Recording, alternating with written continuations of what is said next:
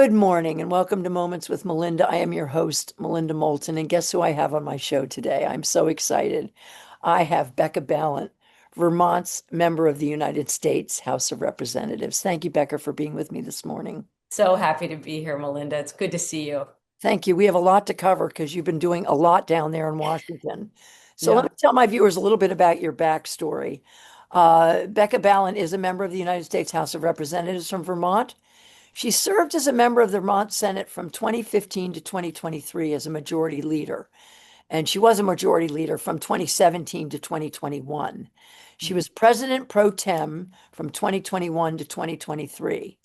Becca was born in Heidelberg, West Germany, and raised in Peekskill, New York. She was educated at Walter Panis High School, Smith College, Harvard University, and the University of Massachusetts Amherst.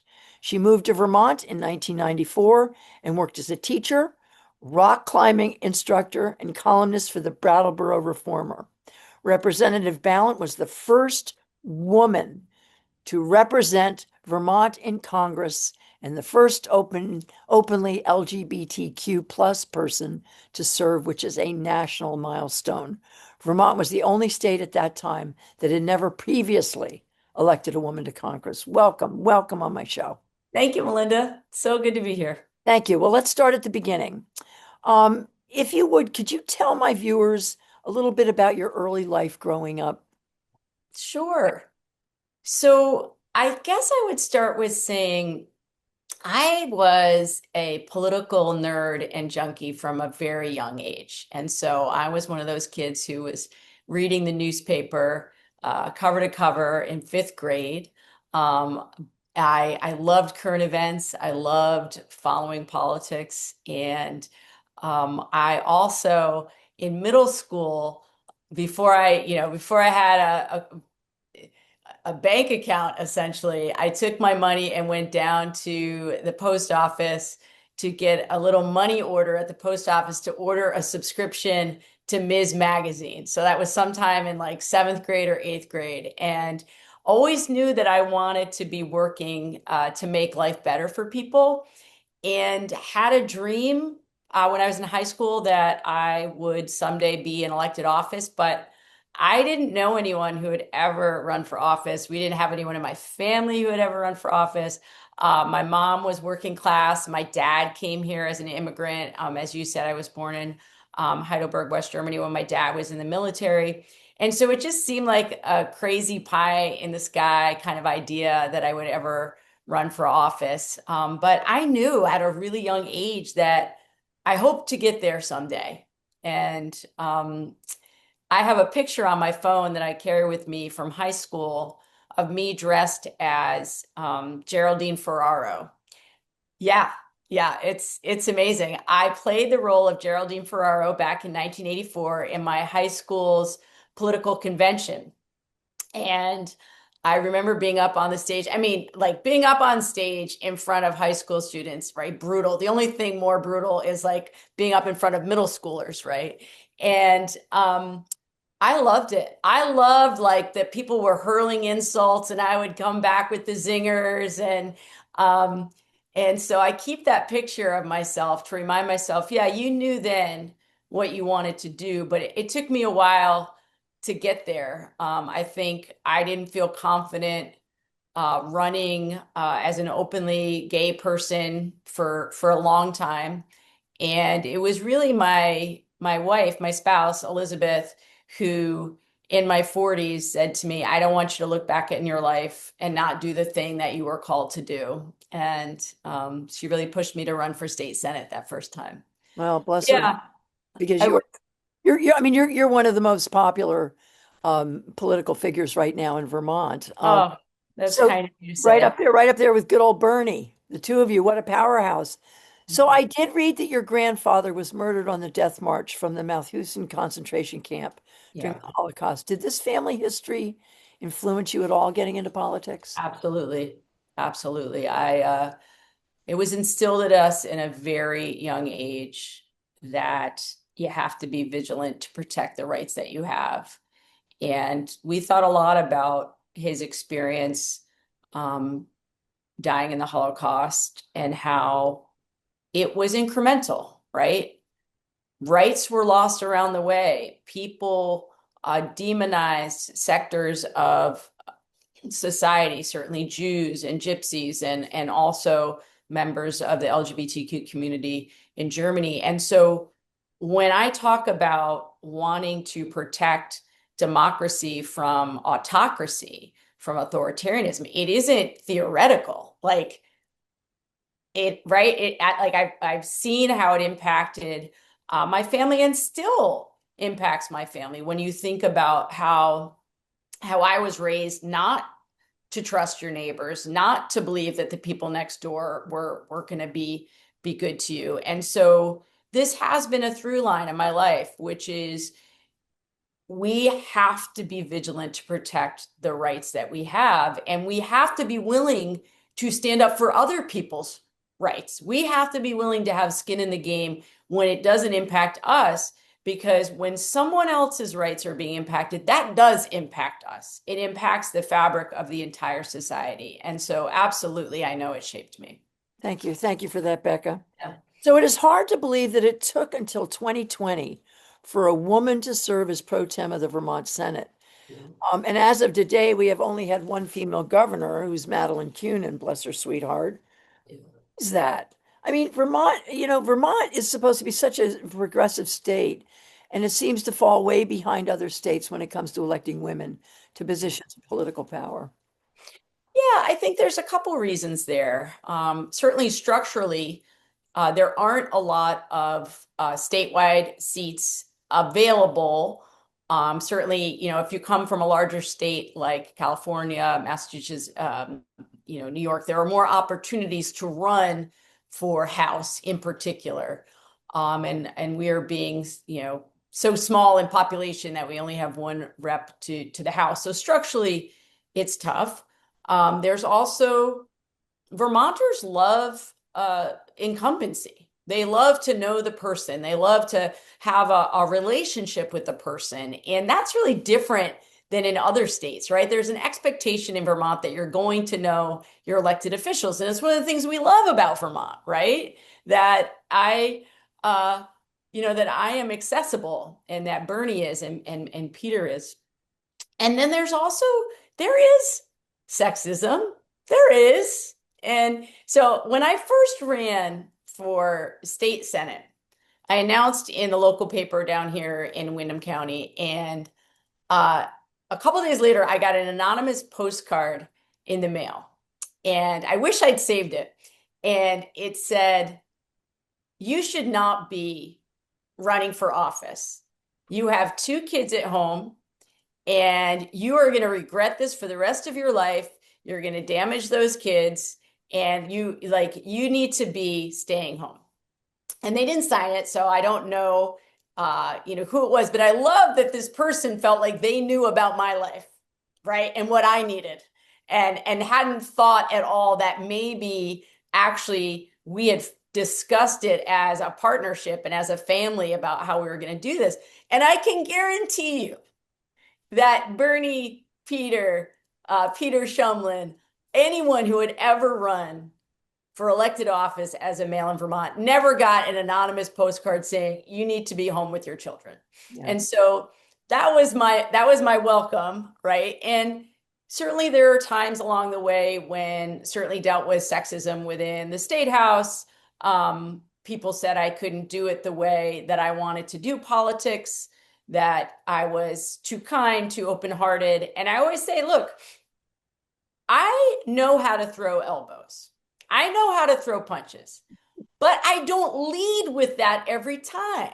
Steel spine, open heart, lead with compassion until you show me that you cannot be trusted. And then believe me, I have a long memory. But there's this sense, and I had even members of the press try to give me advice and counsel about how to navigate the state house. And it's shocking to me when I look back, and some of those people, I just want to sit down and say, turned out I knew what I was doing. Turned out I actually knew exactly what I was doing. But so it's all those things. Yeah. Well, yeah, and you aren't you like this saucy little dyke? I mean, Yes, I am. I am. I gave that T-shirt to my granddaughter who Oh, good. really honors it as a gift, as a historic gift. In 2024, you won re-election to the U.S. House of Representatives with 62.29% of the vote. That is amazing and right up there with Bernie's favorable ratings. What is it that you bring to the table that makes you such a popular political leader in Vermont? Oh, I think about this all the time, not so much in terms of like popularity, but in terms of like, how can I communicate to be understood, right? I want to listen to understand. I want to speak to be understood. And I often say in front of groups, whether it's a large group or a small one, I don't care who you voted for. I care where we're going. I care where we're going from here. And I'm going to show up for you with that steel spine and open heart, regardless of your political persuasion or whether you vote at all. Because lots of Vermonters are like, I don't vote. I don't feel like the people in elected office are truly showing up for me. So I want people to see that the through line of my life is always about alleviating suffering. That is the why. And, former Speaker of the House, Nancy Pelosi, would always say to us, what sets apart good candidates from great candidates is the people who understand the why of why they seek to have this power. If you want power and it's not about making life better for other people, then you have lost the thread of why it is you should be in elected office. So, Becca, let's get into the issues. Yep. You voted with 95 Democrats to support the Charlie Kirk resolution put forth by Speaker Mike Johnson. Yeah. So I sort of get why so many supported this Yeah. when Charlie Kirk was obviously, was killed, but he was obviously a racist and he promoted hate, Yeah. all of his positions and speeches. Just talk to us a little bit about that and why Yeah, that was a tough Democrats. vote, Melinda. Yeah. I'm so glad we're talking about it. That was a really tough vote. And if I had to do it again, I would have voted no and released a very strong statement about why it's important to condemn violence in all of its forms. What was so challenging, I'll give you a little sort of inside baseball look at things, right? In the lead up to that vote, we had been saying to our leadership team within the Democratic caucus, we collectively need to all be voting the same way. Mhm. We need to all either vote no and have a strong statement saying why, or vote yes and a strong statement of saying why, or present and a strong statement of saying why. And we didn't get that. What we got of the morning of the vote was the leadership team saying, we're voting yes because we want to condemn violence in all of its forms, and we don't want to fall into this Republican trap, this talking point of that we won't stand up to violence within our own side, essentially. But that left us with a vote that was all over the map. Some voted president, some voted yes, some voted no, and it did not message at all that we as a caucus collectively condemn violence, and we condemn racism and sexism and transphobia and all of these things. And that was a vote that was very, very difficult for me because I felt like we don't get to pick and choose the violence that we condemn. And it gets messaged. This is the other thing about our votes in Congress. The only thing that ever gets messaged are like the top lines about something and not the reasons behind it. But I would do that differently if I had to do it again. And I'm glad you asked. Thank you for your honesty. So now we're going to come into the fact that you did come out in support of Israel attacking Gaza as a response to the horrific murders and hostage taking by Israel. And then you did come out against Israel for genocide Yeah. against the people of Gaza. Talk to us a little bit about this. Yeah. These are, I mean, I love it, Melinda. You're getting right to the heart of it. Look, You know me. I know, and that's what I love about you. So look, October 7th was the worst loss of Jewish life since the Holocaust.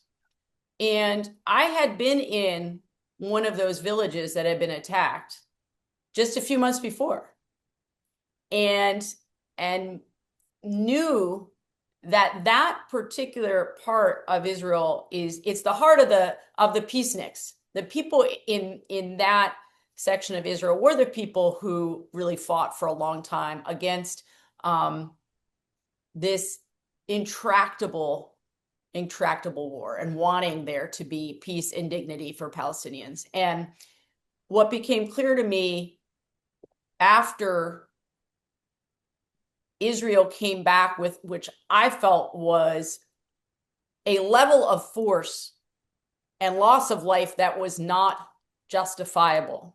And you had Israel attacking hospital systems. You had Israel withholding food and water. And it is incredibly painful for me to have had to come to the conclusion that a lot of this loss of life, if not overtly intentional, led to a genocide, a killing of people in Gaza because of the actions that Israel either took or didn't take. And I didn't take that position lightly, but I don't know how you can come to a different conclusion when you look at the tens of thousands of people, many of them children, who were killed and who continue to die there because we have not seen Israel surging water and food and medical supplies there. And so it's incredibly painful all the way around. And I still believe that the only path forward in the Middle East is to have a safe, secure Israel, a safe and secure Palestine. And I do not believe our current administration is going to deliver on that, because I don't believe that is what the current government of Israel wants. And so we have to hold Israel to the same standards we hold other people in terms of how our aid and weapons are used. And we have a Leahy law on the books about this, and we have not been holding Israel to that standard that we hold others to. And it's just wrong. Well, Spain just came out and said that if Netanyahu steps on Spanish soil, that he'll be arrested. I didn't see that. Yeah. So anyway, moving on to our democracy. Yes, just that little thing, our democracy. That little thing. Our Yeah. democracy is being pummeled by Trump and his administration. And a lot of folks are wondering why the Democrats are not fighting back harder against this.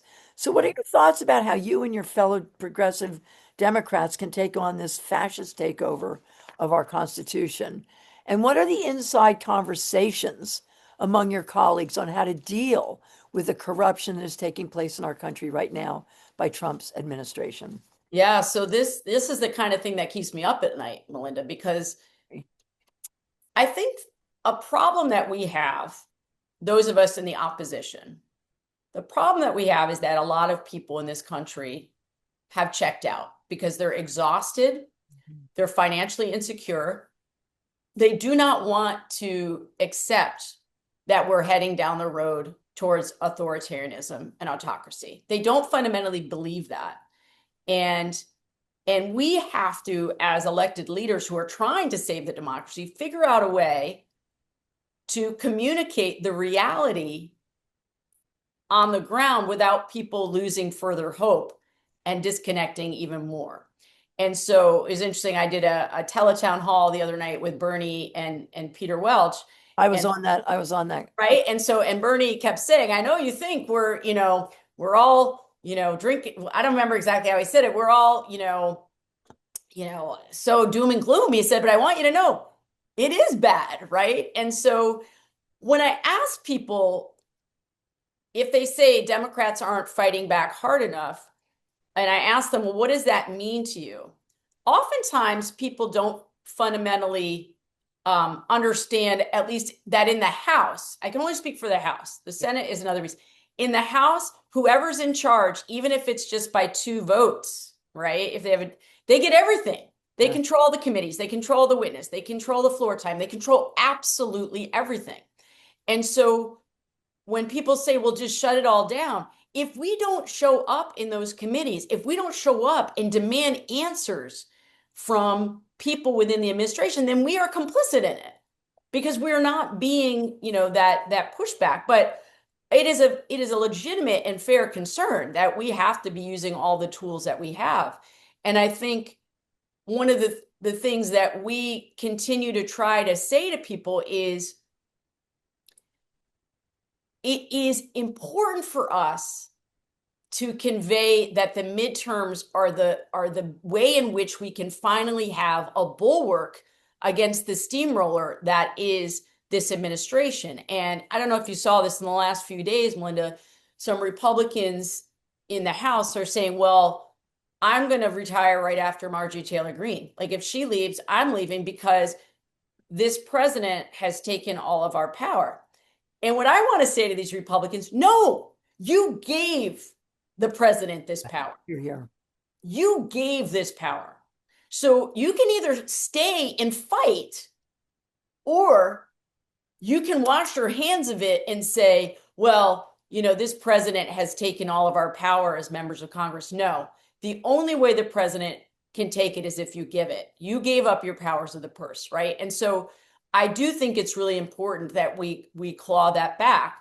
But part of being, in the fight against fascism is also offering something else. Right. Right. And so why is it that a couple weeks after the election, I was on a call-in radio show in DC. One line is Republicans, one is independents, one is so Republicans, Democrats, independents, and you take the call and you don't know who's calling in from where in the country. And a woman gets on the line and she says, well, Trump 2.0 is going to be even worse than the first time. I'm really scared. There aren't going to be as many, guardrails. And she talked some more and then she said, but, I'm a Democrat and I didn't vote. Oh. And so, but in that moment, instead of getting angry and disgusted, I just said, tell me more. Why didn't you vote? And she said, I didn't feel like the Democrats were showing up in a compassionate way to understand my individual struggles. And so this is a cautionary tale for us. If we don't listen to what people are telling us, and I do think we need fighters and empaths right now. And I keep saying it everywhere I show up. We need people who will punch back. We need people who will throw the elbows, but we also need people who are willing to sit and close their mouths and listen to what people are telling us, which is structures of government are not working for us. Economic structures are not working for us. And we need to do things differently when we have the power. Hear, hear. Yeah. Hear, hear. Beautifully said. So the Trump administration is turning back so much of our climate progress and taking us back to the days of dirty air, undrinkable water, fossil fuels, et cetera, et cetera. He has pulled money from projects for wind and solar that receive federal funding, and some of them are near completion and now sitting idle. Yeah. What do you say about that?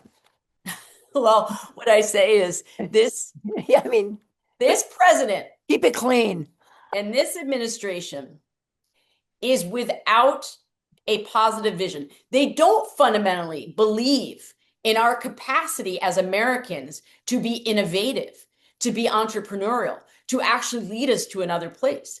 And when you look at essentially what was their game plan when they first came in, which is to claw back money that was already invested in clean energy, money that was employing thousands and thousands of workers, many of them in so-called red districts, right? And so for somebody who says they're going to make America great again, okay, because that is that's right, that's the MAGA. That's MAGA motto, make America great again. They fundamentally don't believe that we have the capacity to change our economy, to change who's being lifted up. And they're going to have so few people within their coalition that they're going to continue to lose. Right. The electricians that had been employed to install solar arrays, all of the people in the Rust Belt now that have jobs that are connected to clean energy, those plants are going to sit idle. It is going to show them that they have just tired old ideas about who we are and what we can be. And that's not a winning message. No, it's not. And you're seeing the tables turn. Do Yeah. you believe our justice system has been doing the job of curbing and keeping Trump and his administration accountable? The lower courts have, and this is a message that I really want Vermonters to understand. I know many of us are still so angry about what happened with our Supreme Court. I wish Obama had done a recess appointment. I wish, God rest her soul. I wish Ruth Bader Ginsburg had stepped down so that we could get somebody in there. There were lots of mistakes that were made along the way.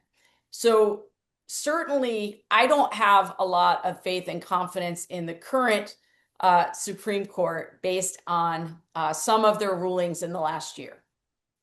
That being said, so many of the lower courts are holding, including Trump and George W. Bush appointees. And it was actually a Trump appointee that threw out the case against James Comey and AG Letitia James in New York and basically said, essentially, this is preposterous. I'm throwing out the entire case. And so even Trump appointees are having the courage right now to stand up to this administration. And that is no small thing. And we are winning over and over again in the lower courts. And that does send a message to the Supreme Court about precedent. Absolutely. Yeah. Now, just recently, I mean, just in a couple of days, Mark Kelly has been Yes. called out by Trump for execution Yeah. because he told the military to not obey illegal orders. Talk about that. I mean, that's Yeah, it's one of the videos I want to make in the next couple days. I've talked about this generally. It was also a number of my colleagues in the House who were also targeted. This is what autocrats do.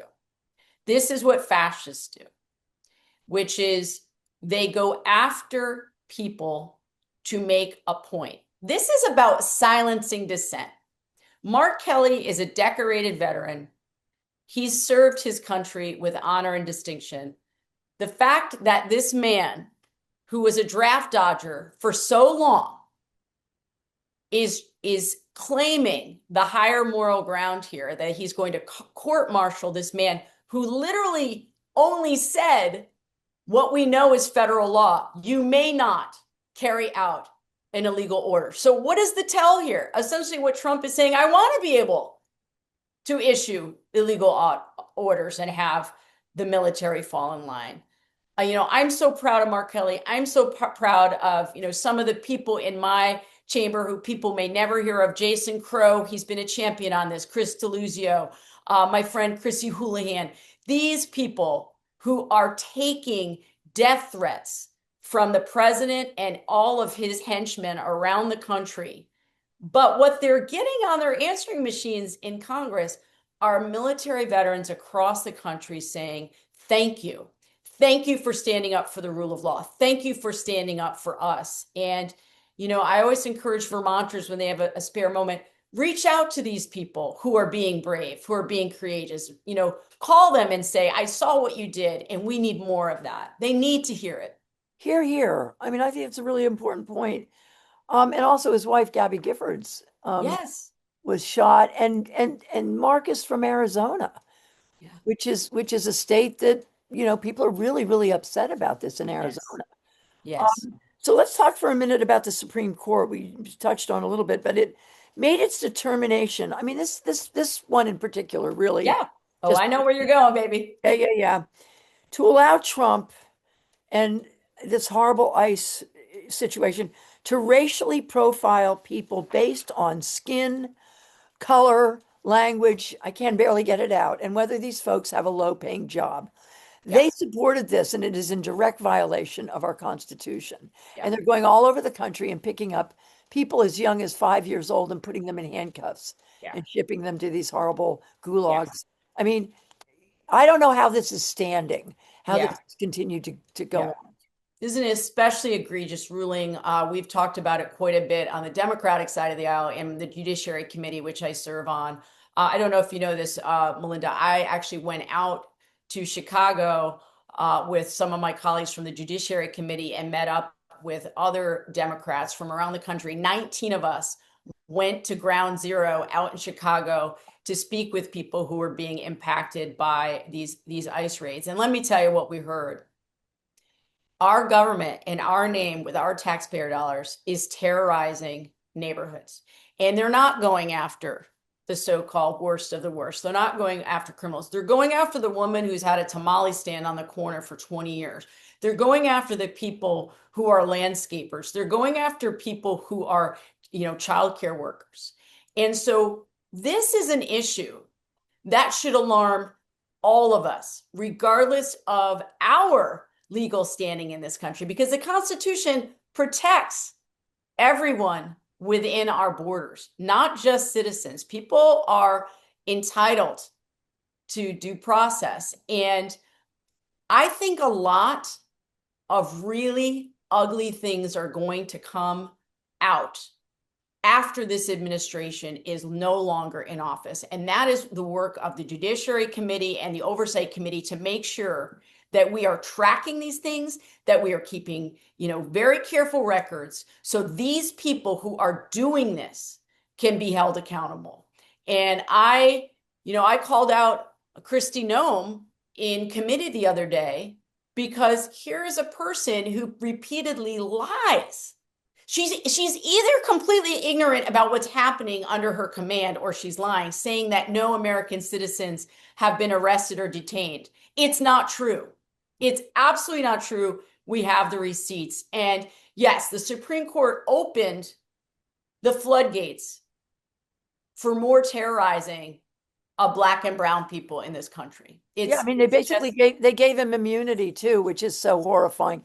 Yes. But I want you to know that the Supreme Court could also lose their power, and I think they're starting to realize that if this continues too much further, that That's they right. themselves could lose their power. And I wouldn't be surprised if they reverse that immunity vote, if things keep getting worse. Now, Yeah. Seth has stated that women should not have the right to vote.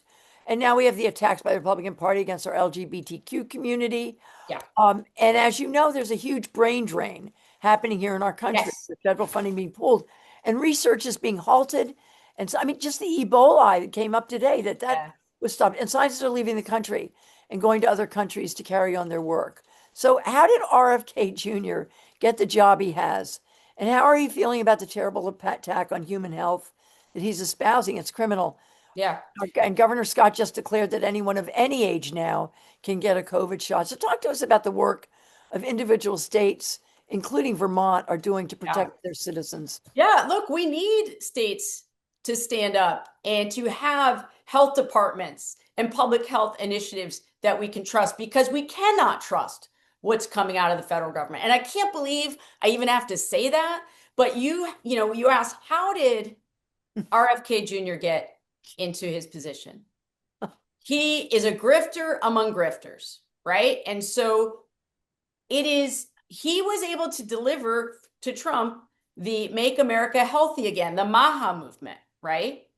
He is not qualified for this position by any way, shape, or form. He has already given press conferences that are alarming on vaccines, on autism, on Tylenol. I mean, on and on and on. And I get calls to my office and people coming up to me at town halls in Vermont saying, I'm really terrified that we can't trust the information that we're getting from our federal government. And I said, well, I hear you. We do have also, as you talked about, Melinda, a terrible brain drain of researchers and scientists going overseas, the exact opposite of what was happening during World War II when everybody was coming here. But look, you can trust the information coming out of our state government as it relates to health. And I just want to make that clear. You can trust our health department, our public health initiatives in Vermont, but it shouldn't be that across the country, people have to rely on that state information because they can't trust their federal government. And, this is also a man, RFK, who lied repeatedly during his confirmation hearing. Well, now, yeah, and as a grandmother of a beautiful man, autistic man, That Yeah. it really hit my family very, very deeply, Yes. and all of his horrible things. Yes. So as you know, so let's move for a minute to homelessness. As you know, there's a large homeless issue here in Vermont. Well, it's all over the country, Yes. but it's in Vermont. And do the Democrats, what thoughts do you all have Yeah. to turn the tide and get those in need housing and the care that they need? Yeah. So we know that we are short in Vermont, thousands of units of housing across the country. It's millions. We need a big federal investment in Mhm. housing supply. And we also need, I serve on the antitrust subcommittee in the judiciary and hoping eventually to lead that subcommittee. I have a bill that I introduced, and you may have heard of it. It's going after the algorithmic pricing that is done by these big conglomerates that buy up all of this housing, and then they have algorithms set the price of rents. So it's illegally inflating rents. So we have to go after it's essentially collusion. We have to go after this collusion. We have to build more housing. We as Democrats have to make the case for a big investment also in infrastructure of water and sewer to be able to build that housing. And we have to let people know that building housing for a population that struggles is not enough. There also have to be supports around that housing. And so building the units is the first step, but making sure there is an investment in all of those supports, including the mental health supports that go into keeping people housed. And, mental health investments have been a big part of what I've talked about for the last 3 years in Congress, because I know the investments alone in just the bricks and mortar of the housing isn't enough. We need both things, and we also need to go after the bad actors in the system, like the private equity firms that are buying up housing and offering people a terrible product. Yeah, here, here. It's so Yeah. true.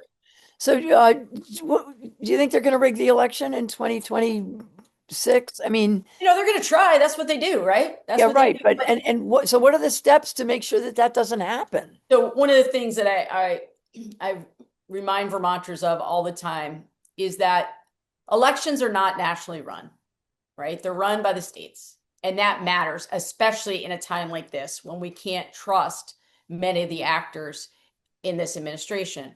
So right now across the country, you have nonpartisans working in um, the area of protecting the votes. And that's not just happening in so-called blue states, it's happening in more right-leaning states as well. I want to, point out to people when the president tried to shake down a Republican Secretary of State to help him, find me votes, that man said no. And so it's really important that we understand that there is no national switch you can flip to try to rig an election. Are they going to try to intimidate voters? Absolutely. Are they going to try to use their goon squads to go out and try to depress the vote?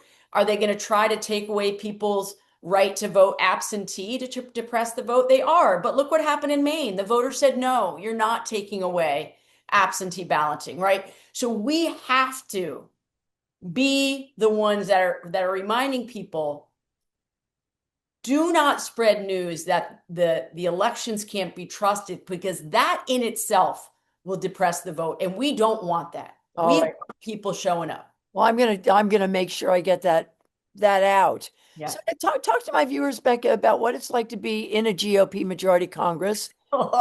Do you ever worry about your safety? Yeah. Talk Yeah. to us about being Yeah. in. Yeah. I'll start with the second question first. Okay. Absolutely. Absolutely worry about my safety.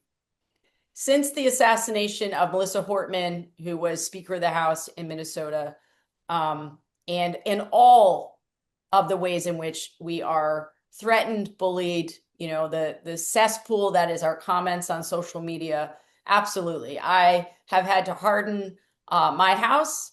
I have a lot more security cameras, motion sensors around my house. You know, never used to have had that. I have a security driver now. I've never had to have that. Wow. Yeah, we all feel unsafe. Gee. And there are absolute reasons for that. And one is the person at the very top Yeah. is making life dangerous for all of us.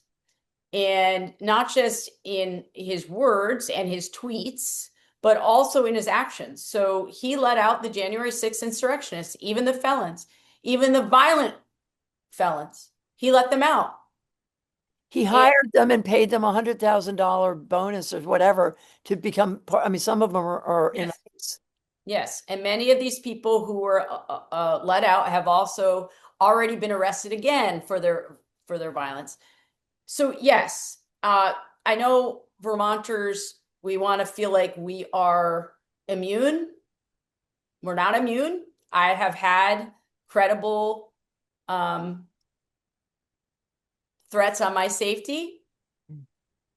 I have, I worry a lot about the safety of my staff. I mean, a lot of people don't know Bernie's office in Burlington was lit on fire. A lot of people don't know that with people inside.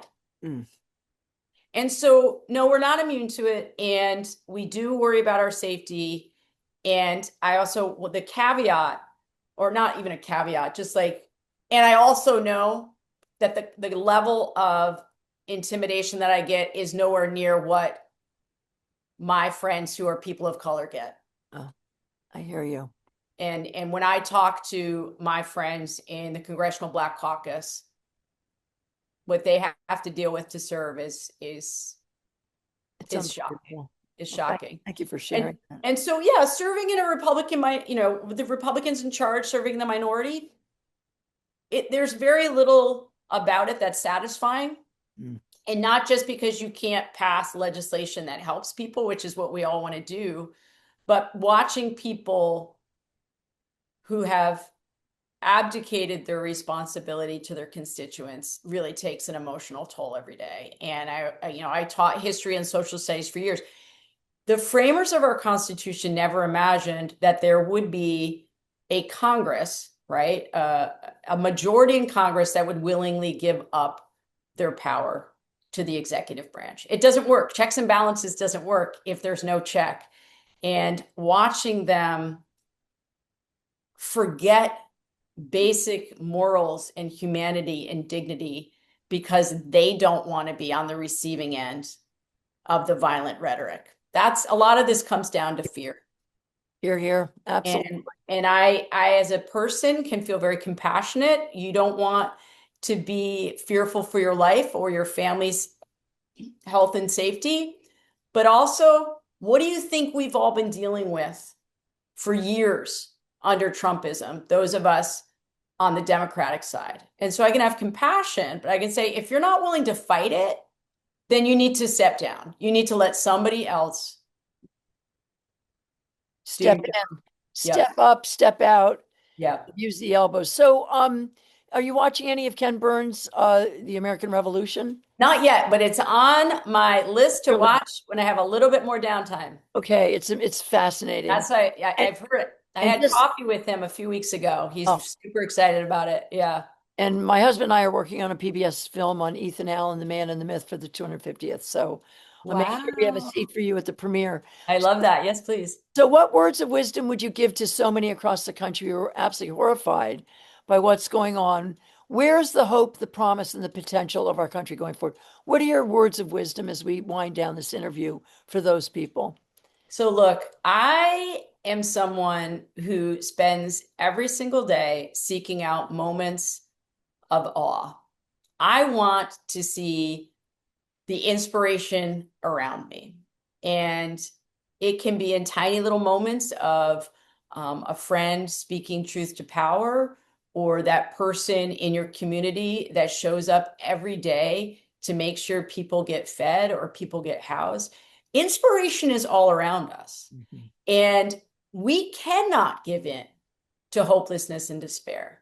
That is what they want. They want us to give into hopelessness and despair. And how can I be despairing when I see so many amazing creative people making art, making music, still writing poetry, standing shoulder to shoulder with people in their community who you need them to stand up for them? If you look at Vermonters who keep showing up for their neighbors who are being terrorized by ICE, showing up for their neighbors that don't have food on the table, how can I not be inspired by that? And spend time away from your phone. Get off your phone. Get off your phone and actually get out Get and out. do something. Here, here, You'll feel so much better. here, here. And also your book, The Girl in the Yellow Pantsuit, that is available at all local bookstores, Phoenix, anywhere around the state. I suggest you pick up Becca's book, The Girl in the Yellow Pantsuit. It's a fabulous book, and I want to thank you for writing it. You're so welcome. Yeah, I really appreciate that. Well, I'm going to go to our gallery view as I sign off. Um, Becca, I want to thank you so much for talking with us. I'm one of your biggest fans, but I'm going to say it again. The state of Vermont and the people across this country stand with you. We have your back and we support you and we love you and we thank you for everything you're doing. You're our hero. Thank you so much. Hero, however you want to say it, but you are remarkable and we really appreciate everything you're doing. Thank you for being on my show. Thank you, Melinda. My pleasure. Happy Thanksgiving. Same to you, my dear. Be well.